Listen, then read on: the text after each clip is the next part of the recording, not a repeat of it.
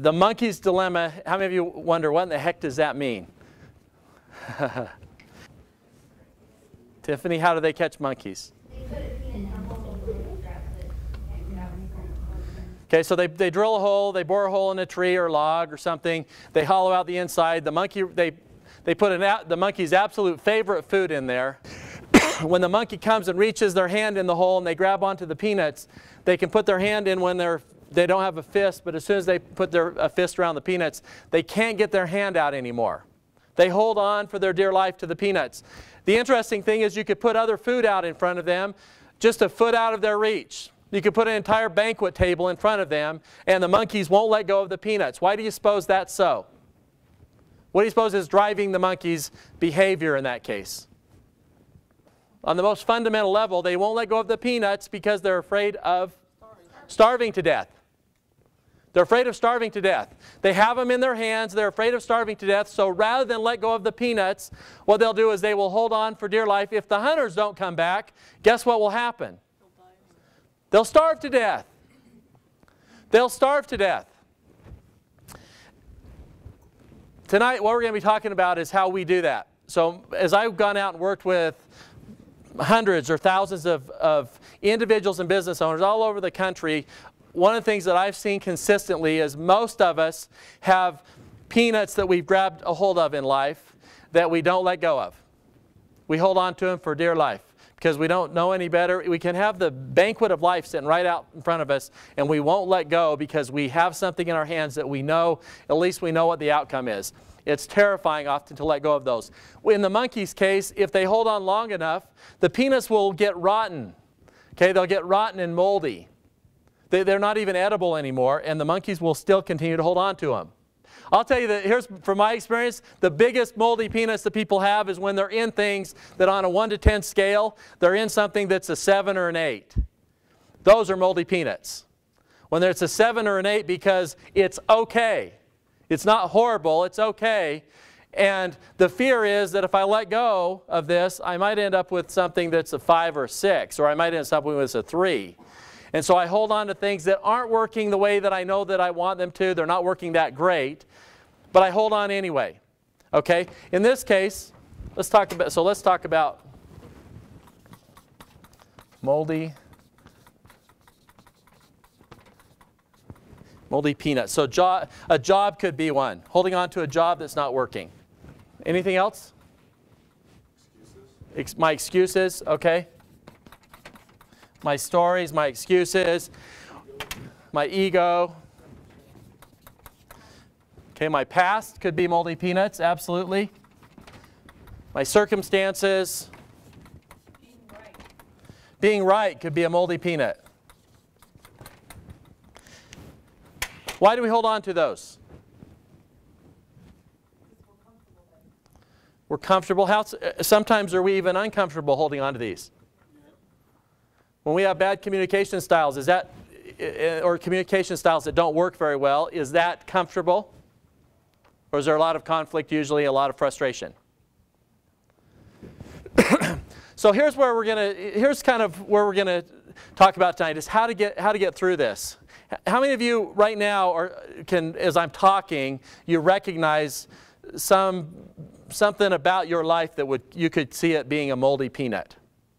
Something that you're holding on to. So we're gonna talk about some ways out of this. From my experience, if this single problem right here, if people learn to solve this in their personal life, in their careers, in their business lives, in their relationships, their marriages, if they do this with their children, if they learn how to let go of things that aren't working at optimal levels, and they develop that habit, that process, those people are far, far more successful than people who don't. The most successful people that I know, one of the things that's great about them is they quickly recognize what are the moldy peanuts in their life and they let go of them. Here's my experience of why people why they don't drop their moldy peanuts. One of the biggest reasons is because they don't recognize them. They don't even know that they have one. Often, this is something that's as good as it's ever been for you. Moldy peanuts. So let's dive into those. Here's the other concept that I want to bring in with the moldy peanuts concept is, what if we learned a way, what if there's a way to get through these things quicker by identifying what they were and then going through a process of of change. Here's one that I've discovered that works well. I call it frequency. I had this software company, and I had a good friend of mine. His name was Tom. And Tom was a well, actually he wasn't a sales. Tom was a friend of mine. He had no software experience and no sales experience. But because he was a friend, he absolutely qualified to be a salesperson for my software company. Okay, he met the #1 criteria, which is being a friend of mine. So I hired Tom his first month in on the job because I knew he was going to have to be trained. I wasn't surprised when I got my sales reports, and his report said he had 0 sales.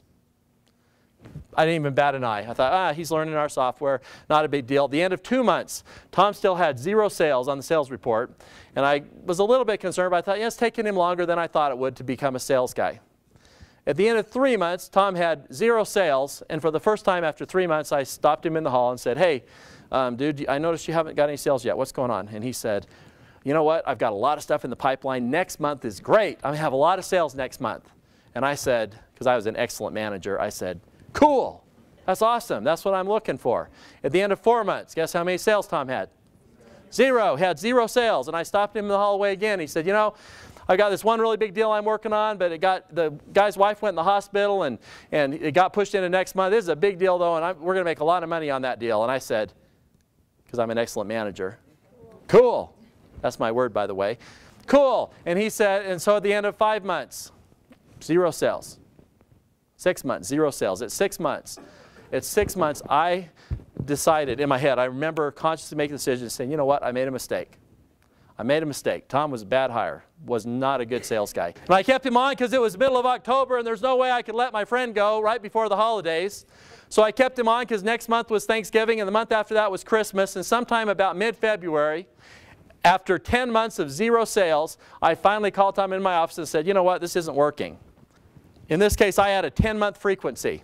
If I looked in my organization, when I made decisions, whether it was a marketing decision, whether it was a hiring decision, whether it was a product development decision, it took me about 10 months to go through the whole cycle of making a decision, determining if it works or not.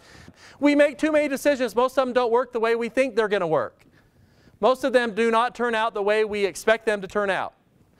Okay, and so if that's true, if most of the decisions we make they don't hit where we think they should hit, and it doesn't mean that most of them are all completely wrong, it doesn't mean they all completely collapse, it just means I hire this person or I do this and I'm expecting this response or I'm expecting this result and I get something less than that.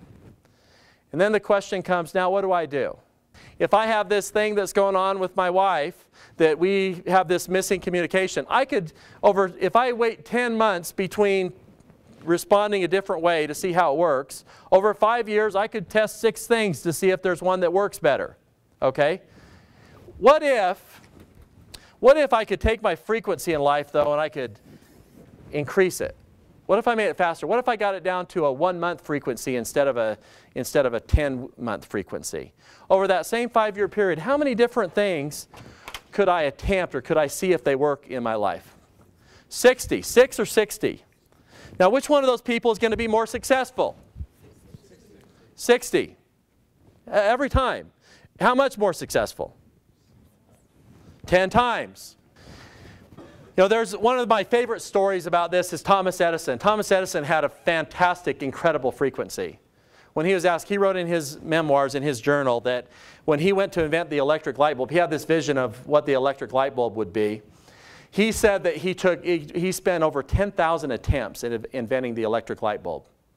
He made over 10,000 attempts. Can you imagine how fast his frequency would have to be?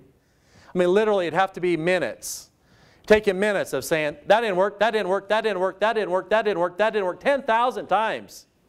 And someone asked him once, a journalist asked him once, wasn't that frustrating? Wasn't it frustrating having 10,000 things that didn't work? Didn't you want to give up? And he said, no, because every single time he said, I found 10,000 ways that electric light bulbs don't work.